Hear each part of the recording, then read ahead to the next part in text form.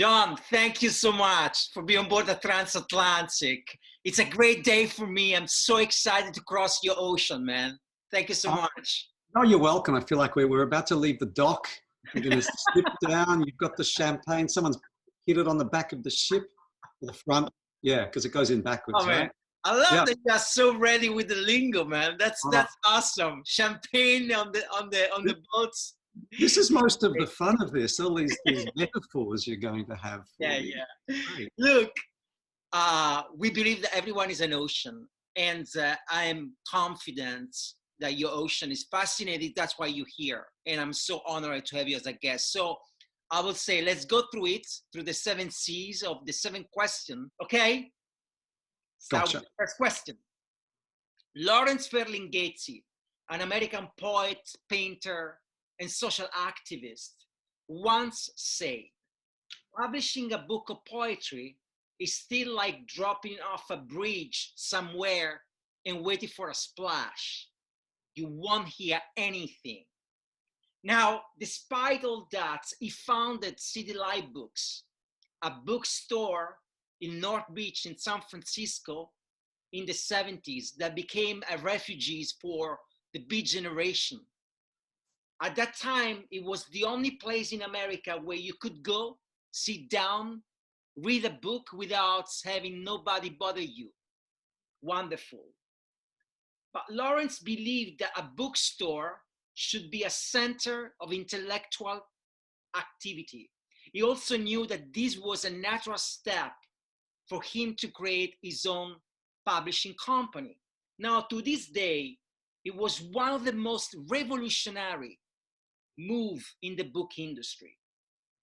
Bridging this into advertising and talking about revolutionary move, what do you think look like the agency of the future, of the modern agency? Oof, that is a good question. And there were kind of 2 questions in there: agency of the future or modern. And maybe they're a little different. And I don't know what the agency of the future is, because I don't think anyone knows. And I think anyone who says they do is a charlatan, because how can we know? But anyway, but a modern agency, you know, I think your instinct is to go to, well, it's an agency that is, you know, thoroughly in tune with technology and understands how people use platforms. But I actually think there's something sitting above that that's really interesting. When we think about what modernity really is, I think it is an agency that is 100% focused on living in the society as it currently is right now today, exactly as it is, and accurately, you know, reflecting society, you know, staffing to reflect society, and living in and contributing to society the way it is right now. You know, when we think about, I don't know, I feel like maybe go back like 60 years, right, to think about a lot of people say Bill Bernbach ushered in the birth of modern creativity in advertising. You know, pre-Bernbach, it felt like it was kind of, you know, conservative white people talking to other conservative people, making conservative advertising. And, you know, that creative revolution in the 60s, where, you know, you know, his great quote, he's got so many great quotes, right? I kind of like how I'm going back in history to talk about modern agency, but anyway. That, man. But sometimes you have to go backwards to go forward, you know? Yeah. Like, yeah, it's like, look, we're all shapers of society. Now we can choose to brutalize society and vulgarize it, or we can choose to elevate it to a higher plane. And I think what he was kind of talking about was artistry in advertising, and not, you know, treating people as if they're stupid.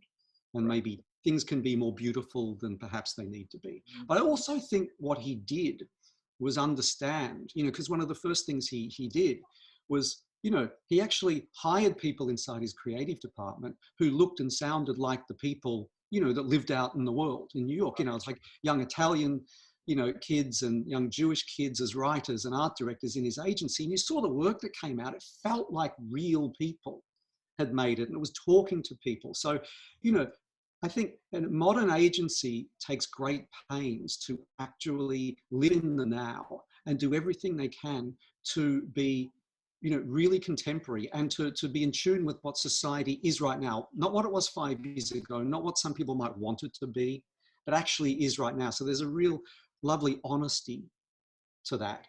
And yeah, of course, with that comes an understanding of how people communicate now and the ways they do and platforms and so on and so forth. But I feel like something sits above it. It's this commitment to really accurately reflect and live in the world as it currently is, and to contribute to what's happening, in society and be a part of it.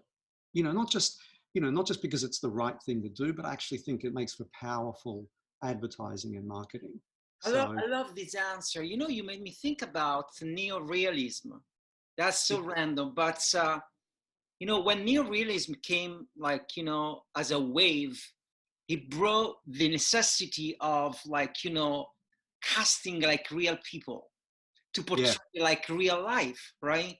And to these days, some of the most captivating movies are based on street casting, as they call it, right? Not professional actors. Yeah. You were talking about agency that has to reflect the people outside our environment, our bubble.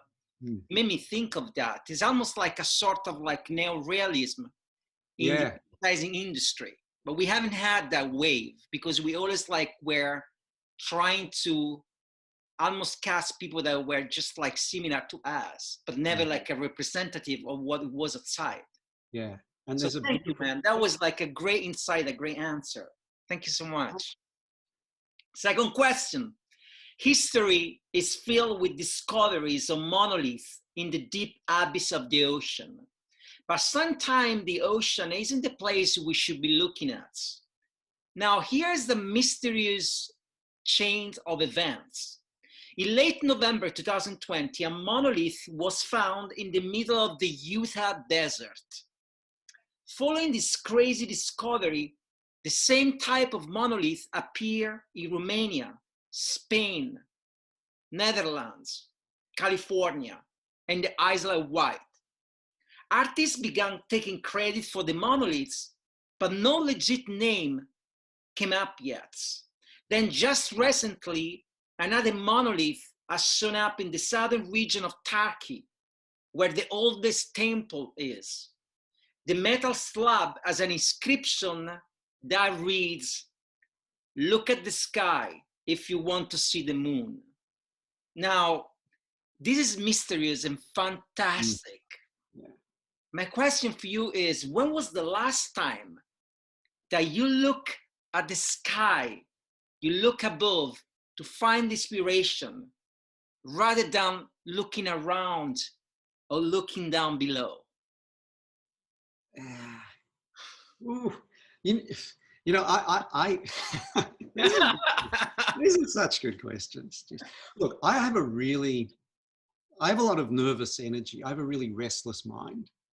Right? It's one of the things I think makes me good at advertising, but terrible sometimes at life. But it is what it is. But so I don't have a problem getting inspiration from the smallest things constantly around me. It's almost, that's not an issue. I find my inspiration from tiny little things all the time, to the point where what's hard for me is to calm myself enough to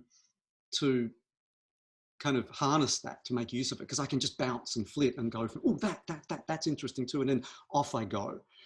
But I look up a lot, but why I do it is to calm myself enough where I can process all these inputs I kind of find that I get, so I can sort of make sense of it all. So right now I'm couple hours out of the city, and a little place I've got, surrounded by these, really backs onto this big forest, and it's surrounded by trees. And almost every day I'm out there and I just look up at the trees. I love looking up at stars, night skies. I need that, I need to be able to look up at something so big, it doesn't flood me with distractions. I can just lose myself in the scale of it, because, I think, so I don't know if it gives me inspiration, but I think it allows me to process the inspiration I get from stupid stuff all the time. It's like, I always struggled in school sometimes because, every report was the same. It's like, yeah, he's smart, but he just gets distracted. Because, you know, like a teacher will say something and rather than focus on that thread, it would just bounce off somewhere all the time, which is really frustrating. And I still do it. So it's kind of frustrating. Right? Like nervous energy is such a great definition. I never thought about it. So you made me think about that now, nervous energy. And talking about distraction, like, you know, to me personally, like, you know, I like to read in a hypertextual way and explain what I mean by that. Like if I find myself on a Wikipedia page, before getting to the bottom of the article, I'll probably like go everywhere else because there is an hyperlink that sent me there and then another hyperlink that sent me there. Yeah. But I kind of like embrace this chaos, this like, you know, disorganized way of like digesting information. And probably because of this like nervous energy that you were mentioning, which like, you know, kind of reflect of who I am as well. And I like the fact that you are leaning like back to the forest. Yeah, I'm going to do this a lot. I know this is about the oceans, but I don't really like oceans that much. I love That's mountains. awesome, man. No, I don't keep pulling you back there. I apologize, but no. But no, look, I think the battle for, and it feels like proper artists and creative people, I think they get their inspiration from the big cosmic kind of questions. Right. And I think ad people, maybe a bit like, you know, stand-up comics, I think we get a lot of our inspiration from all the minutiae and all the stupid trivial things. Yeah, you know, and we blow them up. That's kind of what we do for a living. We take these little things that really, in this grand scheme of things, don't really matter that much, right? But we hyper focus on them and dig and find things that you think, wow. Because it's kind of absurd. It's like you come home and it's like, what did I do for the last 3 weeks? I focused on, you know, some, you know, minor little product innovation or an ingredient in something that, you know, it's like, wow. But we find joy in that, right? We find purpose. That's our thing. So I think it attracts a lot of people like that, because I don't know how you do our job if you could only think about the big things. Maybe you'd be satisfied. So, you know, maybe I found my right place. I love, man. I love like focusing on the trivial things. Remind me of Bill Hicks. It was like a great like comedian. I loved like his take on life. Like, you know, he had this ability of focusing on very small things like behavior and exploiting that. Anyway, great, man. Third question. On the Dick Cavett show, Paul Simon was asked to explain how he came up with the song Bridge Over Troubled Water. Now, he had a very interesting way to answer the question. Instead of answering, he picked up the guitar and walked Dick through the process. And at one point in the middle of the song, he stopped and he said, see, this is where I got stuck. And Mr. Cavett asked, what do you mean? What do you mean you got stuck? And Paul answered, well, everywhere I went led me where I didn't want to be. So I got stuck. Such a beautiful answer. You've been featured among the world's 50 most influential creative thinkers and doers. What do you do when you get stuck? And what does it mean being stuck to you? If I was being really meta, I would just get stuck with this. 10 minutes of silence, but I'm not going to do that, right? But I'll answer the second part first, which is what is getting stuck for me.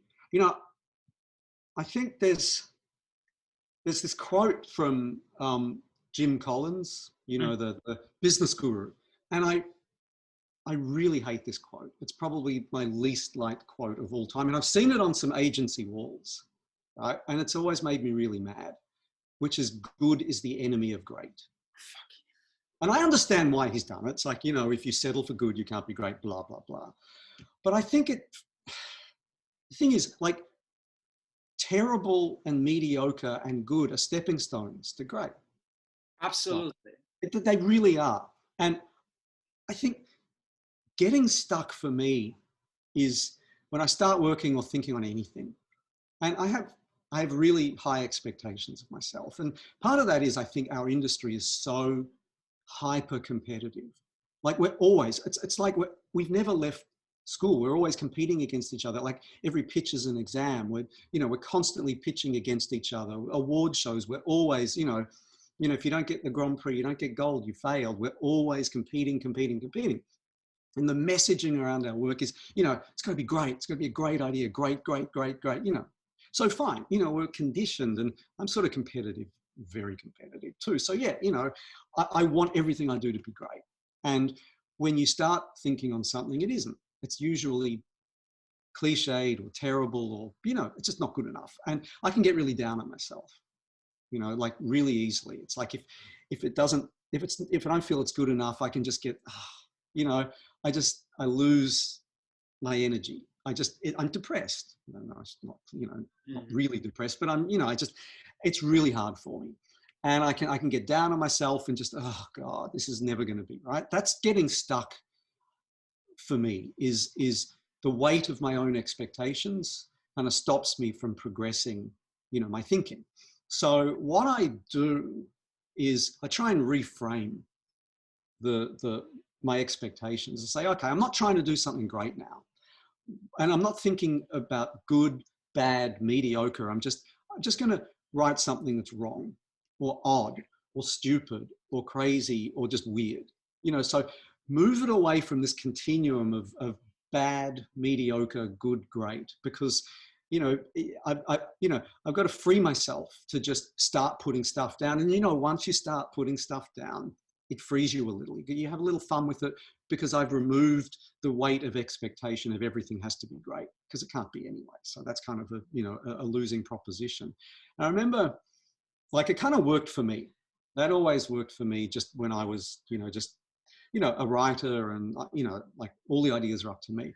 But when, went into McCann in Melbourne, a small agency starting from a long way back, and we weren't very good. And, I think every kind of like creative director normally comes in and gives the rah-rah speech on how we're going to be great and we're going to do great work and we want to be the best agency in the country and all this sort of stuff. And I kind of thought, even if I said that, no one's going to believe it, right? I mean, 2 blocks away was Clemenger BBDO. Like, we couldn't even be the best agency on the street, let alone the country. It's kind of like, I don't think anyone, I think goals have to be believable. So I kind of thought to myself and said to everyone, look, we're not going to try to be the best agency in the country.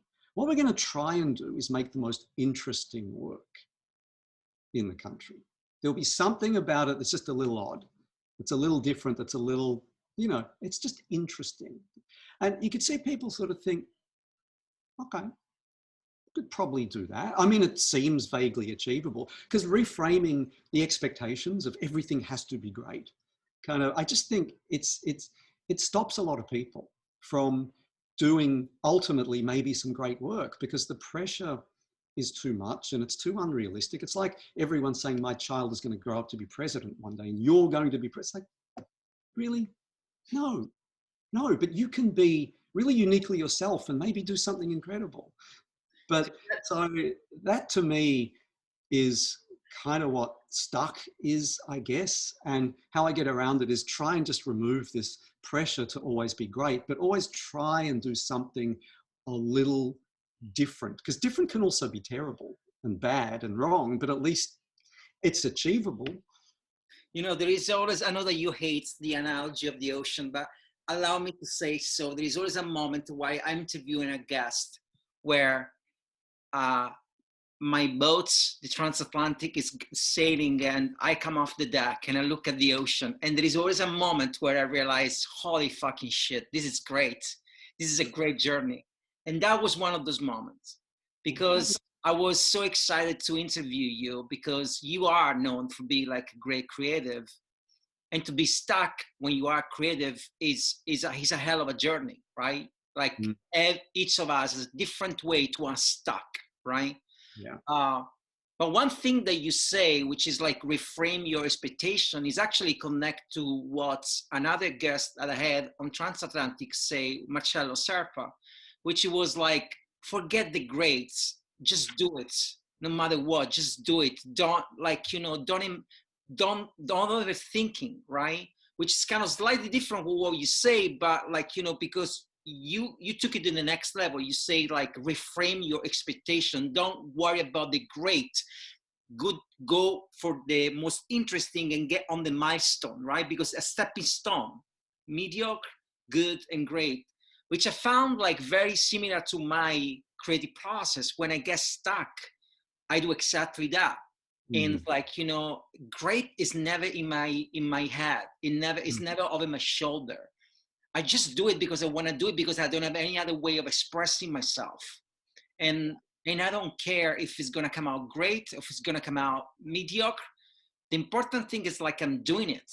And that's what I believe is very important for a creative mind. So thank you, man. Really, thank you. Good. 4th question.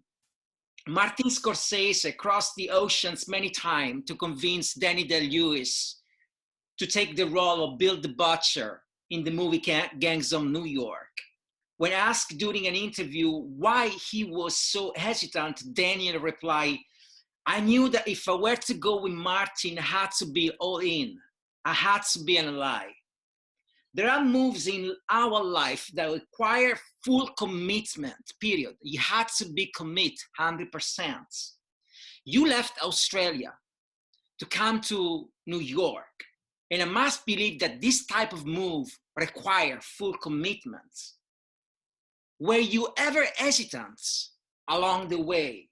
Or America was always in your plan?" Yeah. America was, I had no plans. I've never had plans.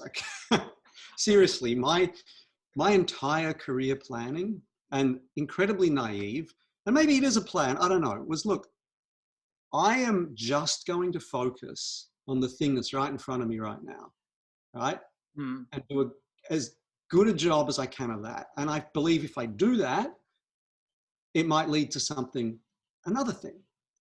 And that might be more interesting in the way I go. Right? I never had my career planned in my head at all. I literally just always wanted to do, it's like the maker's mentality. I just wanted to do a great job of anything anyone ever put in front of me, because I kind of relished, and I still love the job. I mean, there's nothing better than being given a problem and someone says, "Hey, you got to use your mind to solve this problem and make something really wonderful." Yeah, I mean, to this day, I'm still puzzled that we got paid to do that, right? Yeah. I mean, come on. Say this. They won't pay. They'll stop paying us. You can't say. You got to stop saying this shit. Say that. No, it's really hard, and no, there are hard aspects to the job, but that's not one. That's where it's magical, right? That's the bit we love. But and maybe because it's naivety, but I figured it would work out. So it was really hard for me to leave personally, because I was leaving family behind. But professionally, it just felt so perfect. Like Rob Riley had sort of just started there, and we were chatting. When Rob was like, "Look, why don't you come over?" And I'd met, a bunch of people from head office, and he was like, "I don't quite know what you'll do, but just, come and, help me make this awesome." And I was like, "Yeah, all right." I mean, it just felt right. Like, why wouldn't I? It just seemed, and, and I'd worked in Australia a lot, and I'd traveled, I traveled a lot for work, and I'd done little stints here and there for sort of 3 months, 6 months at a time. But, I never really properly lived outside of Australia until this. And I didn't really project too far ahead. I was like, yeah, okay. I mean, look, I'm the kind of person I've decided I want a new car, and I'll see it. I won't even test drive it. I'll be like, yeah. I mean, how bad can a car be? I just kind of impulsively decide, that seems right, let's do it. And I'm kind of stupidly optimistic about things. I just figure it'll be okay. But the first year was really hard. I'm glad I didn't know how hard it would be, because I don't know, I still would have done it probably, but I would have had a lot of trepidation. Right. Because, you come from a culture that's very relaxed. Yeah, you get thrown in the middle of the vortex of the vortex, right? New York City. Yeah. That's what happened to me when I moved from I was coming from Germany at the time. New York City. So yeah. And everything seems so important. and every decision seems so huge, and you know, it's just the way people talk, and the energy is so different. Right. And you know, for the first year, I think, you know, it was a huge adjustment, but also I kind of started to feel like, you know, am I enough?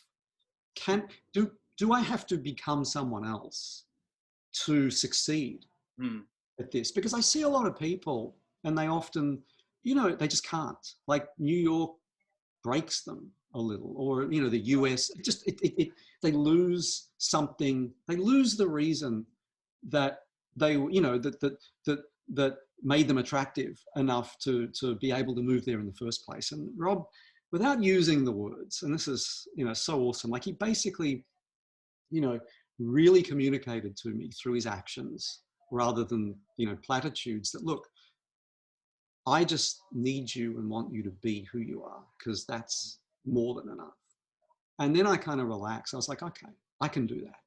You know, I can bring what I am and who I am to this crazy place and add to the mix rather than have to adapt to the energy of the mix so much. And from that point on, it got, I wouldn't say it got easier, but I felt a lot more comfortable, and I found my rhythm a lot more by being given the freedom to, which is, I know how valuable and rare that is, you know, being given the freedom to be who I am.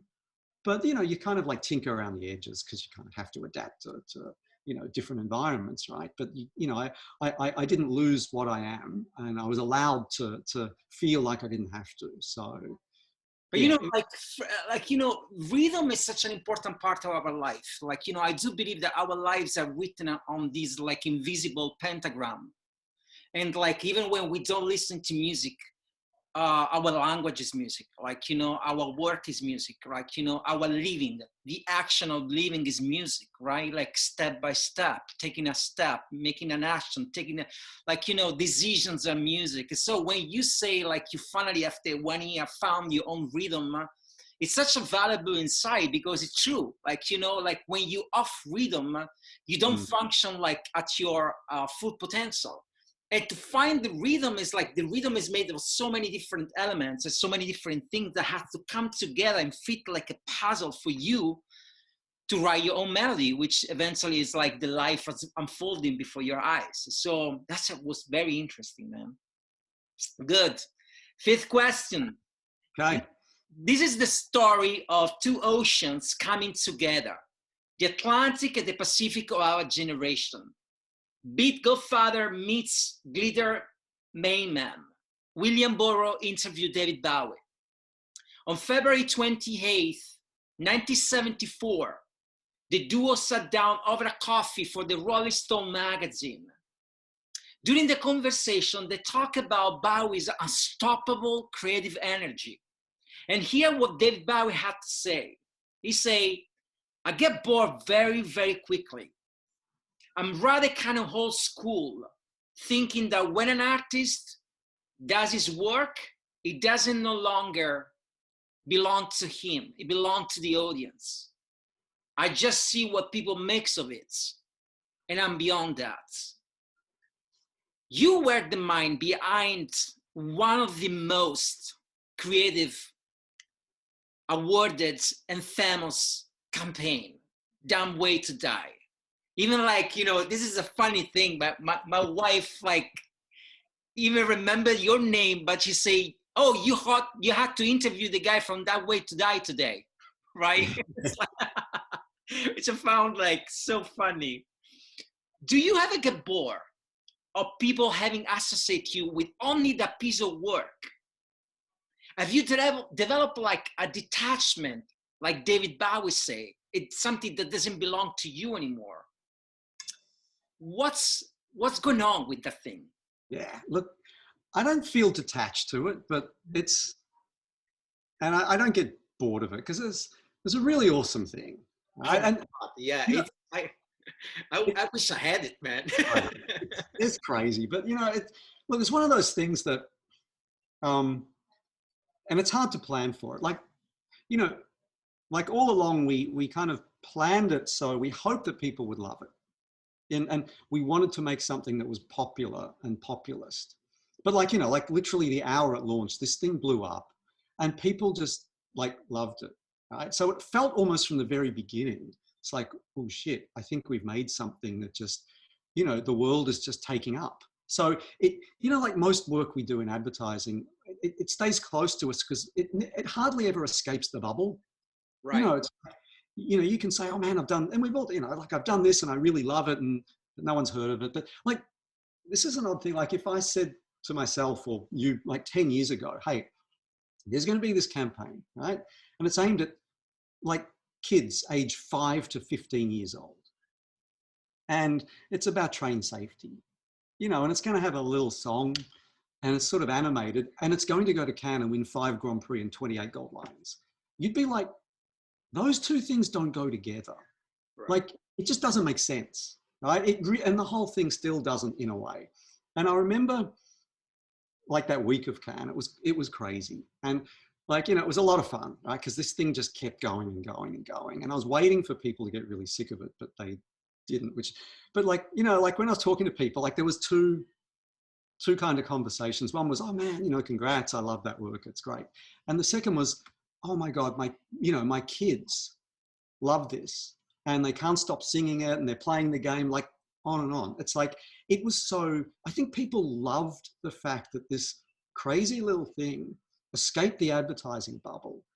You know, their kids loved it. Everyone's playing it. And it, you know, something so deeply populist and something that in many ways didn't conform to the, you know, what we expect big winners to, you know, like Guinness Surfer and Sony balls, these things are achingly beautiful, right? They're just fucking perfect. You know, we love them and they're just the pinnacle. And this thing was kind of like, I don't know, it's hard to categorize. It's really odd. It was odd. It was low budget from a train company no one's ever heard of. Weird. Like this odd little thing could become so popular and then also, you know, not just be popular with regular people, but also, you know, advertising purists could also love it. I think it said something good about our industry that, you know, populism and I guess, you know, artistry or quality, you know, aren't mutually exclusive. We can do this. And also, you know, it wasn't Nike, it wasn't Volkswagen, it wasn't a brand that could not trade off, that's unfair, but, you know, has such a wonderful heritage of amazing work that, you know, it's in many ways continuing a legacy. This is for the sort of brief and for the sort of client everyone has access to. So I felt like people just adopted it, almost like this stray dog that was really cute and came in and they're like, oh, you know, okay. Like, the day that it came out, I was shocked because here's the thing. Here's what reminds me. One of my favorite movie is a Rumble Fish. It's a movie based on a book of Heloise Hinton, like, you know, Rumble Fish. And there is a quote in the movie and the book that say, once in a while, someone come around with a different view of the world. And I think that when I look back and I think at that piece of work, this is exactly what it makes me feel. You have this amazing piece of work in the John Ledham, like Surfer, like, you know, Guinness. But then once in a while, you have someone that comes in from a door that you haven't even seen there. And you say, what the heck? How did you find that door? How did you, so my first reaction was like, how did you get there? How did you open the door, right? And that's what I think the power of it is. Like sometimes and I don't know why it happens. It just happens, you know? You can't find an explanation. And I think it's the right time, the right moments, the right environments. Remember one of the most famous interview, like to Bob Dylan, and someone asked, like, could you write again, Blow in the Wind? And he say, no, I won't be able to. And he say, why? He say, like, because I did it once, I won't do again. Because it's the time that I did it. It was like that time of period in my life, like, you know, like, and it's true, like there are things that I've done personally 10 years ago that I won't be able to do it now, not just because I'm not as talented as I was, but because it's a different time. And I think like, you know, this randomness in the universe where something comes along, a stray dog, as you say, he has a different view of the world. I found it fascinating and it's beautiful. And I have to thank you for, like, you know, it was a refreshing slap in the face of the industry. Thank you so much, man. Good. I see the shore. This is the sixth question. Oof. Deep down in the abyss of the ocean, nothing looks like the surface. More often than not, this is the lesson we learn as we live our lives. For instance, Kurt Vonnegut, one of the most influential American writers, majored in biochemistry, never in English. His foundations were rooted in technical study, not in literature. That proves that foundation and upbringings don't always reflect or match the path you are on. So are your foundation in advertising, or you come from a totally different discipline? Oh yeah, no, look, I didn't study advertising. When I finished school, I had no idea what I wanted to do. So I studied economics because, you know, why not? No, but I had no idea. I really didn't know. But when I think I was maybe 14 years old, I was in the school library and someone gave me the careers book that you have to read. Back then, you know, it was actual books, not, you know, Wow. online. And I think because I had short attention span, remember, so I think I stopped at A and it was like advertising. And I was reading it and I was like, yeah, it kind of sounds like me. But then I forgot it because it wasn't real to me. It wasn't a career. I knew no one in advertising. I didn't even know really what it was other than you see ads on TV, right? It just didn't seem real. So I thought I should probably go study something real, right. Economics. And I kind of hated it. There's parts of it I loved, but most of it, I just wasn't very good at it. Right? And then in desperation, I kind of remembered, oh man, advertising. Maybe I should, you know, have a look at that. I didn't have a book. I didn't have a folio. I didn't have any education. I just started to cold call agencies. You know, of course, you know, no one would, like, my first job, it was like at a place, you couldn't even call it an agency. It was literally, they specialized in like one client, which was a automotive client. And all they did for them was like this grunt work for the first year. Like they gave me a job as a writer. So I thought, great, you know, this is a start. And it was like a recession. And it was like, there weren't many jobs. So I was like, I'll take it. And for a year, all I did was take like complex technical manuals and rewrite them into human speak. So regular people could understand them. A year. That's all I did. And then, you know, I saw it as, okay, this is not the job I want to do, but it will get me, you know, into maybe the next job. And then the next and the next. And it was long and slow. Like it took me, you know, I went the hard way. I didn't know anyone. I didn't have any connections. I didn't know how the industry even worked. So, man. Slowly, I got a little better and a little better. So when I remember I got, you know, one of the things that I did, so I didn't have anyone to learn from. Right. I learned from the masters, but they didn't know they were teaching me. Like I got every D&AD annual, every One Show annual. I just read, not just read every word, I memorized it. I studied all these amazing writers because I always loved to write. Like I learned to write through reading. Like I was left alone a lot as a kid, or probably by choice too. And I read all the time. And for my last 2 years of like junior school, when I was like, I don't know, 9 or 10 years old, my English teacher was a raging alcoholic. So every period, twice a day, he'd come in drunk and just say, just read a book. And I was the only kid. Everyone ran riot. I just read a book. I read a book a day for 2 years. Beautiful. And that's how I learned to write. Like to this day, I can't tell you what an adverb is, but I know how to use them because I didn't learn the theory, but I learned by reading other writers. So, you know, I just studied all these great copywriters and, you know, and I slowly through osmosis learned. And then when, you know, stuff and you know, and I really loved, you know, I got better as a writer and I really found my groove and I started to do some nice things. And then, you know, I keep studying. It's like, I remember when Crispin first burst onto the scene with their crazy Whopper freakout shit. Right. And I realized then everything has changed. This is like completely new rules. So you study what they did, learn from that and constantly, I'm amazed at how little to be honest, a lot of people still study, work and other practitioners, because as an industry, it's crazy. We give it out like case films. They're like masterclasses in, how to create an insight from a problem and how to, put an idea into the world and how to make it come alive. It's like, and, even great work now, you're still learning, and that's the fun part of it. So no, I just learned through, from afar, from really good people, and eventually found kind of my own voice a little. Like I copied for 10 years, which, I mean, why not? It's funny, like you say, a copy for 10 years. That Hunter Thompson used to actually, before he became Hunter Thompson, he used to take like Francis Scott Fitzgerald, The Great Gatsby, and literally like end writing every single paragraph. And when they ask him like, why do you do that? His answer was, because I want to feel what's like to write a masterpiece. Yeah. I kind of did, I didn't know that, but I did, what I used to do is, because I was looking at D&AD Annual, right? And these print ads were just, they're so perfect. Yeah. Right? And I'm looking at it and go, I can't do that. There isn't like, yellow pens, no way.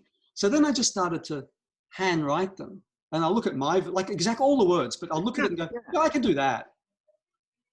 Maybe I'm just lacking a great designer, but just to break it down and make it feel accessible. Like we look at great work and we package it and polish it so beautifully. Sometimes you can think, is that even achievable? It's like, yeah, because it starts from this shitty little place. Because you know what? If you write down a great copy head, for instance, if you write it down, if you copy, what you're gonna learn is the rhythm. See, it's go back to what we actually said before, because everything is music. So that's what Hunter Thompson was doing. It was rewriting, copying word by word Francis Scott Fitzgerald.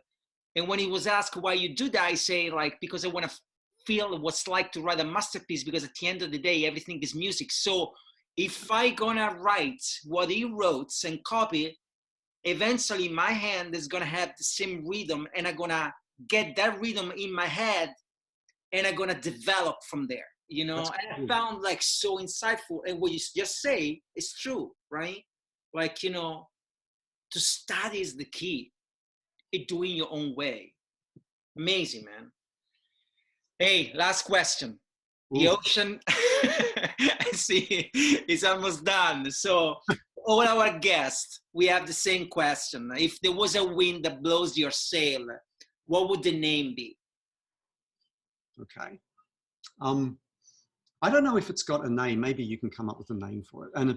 And like I said, I'm moving away from the ocean, if that's all right. Absolutely.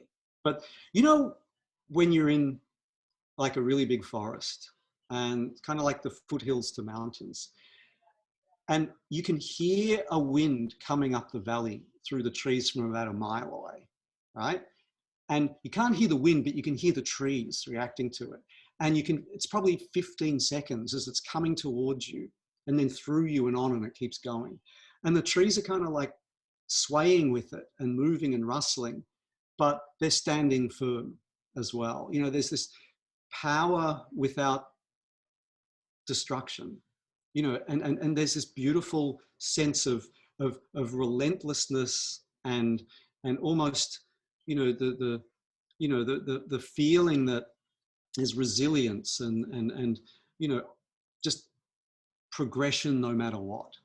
And it just makes me feel good, because I think I value in myself the ability to just, keep going, keep a rhythm, keep pushing, and just, the beauty of being able to do that. And I value that in others as well, that sense of no matter what, it's going to be okay. And you just keep going ahead. So I don't know what you call that wind, but that's a wind that I always like. To be honest, I know this is meant to be a metaphor, but in real life, I really love that. I think it's a great vision, a great picture, a sense of hope and optimism. And actually, it truly reflects your optimism. Like, I never personally met you, and this is the very first time I talk to you, but it makes sense. This question, it's always like I ask this question to my guests at the very end for a very reason. Because it's a question that almost like the water reflect all the answer that they gave before. Mm. And this to me make like perfect sense. So even without a name, perfect sense. Thank you so much, John. I mean, this was an amazing journey for me. I'm honored, and I thank you so much for giving me the time. And please stay safe and keep doing the great work. I'll try, and I thank you. This is a lot of fun and really good questions. Thank you, man. Thank you. Bye-bye. Yeah.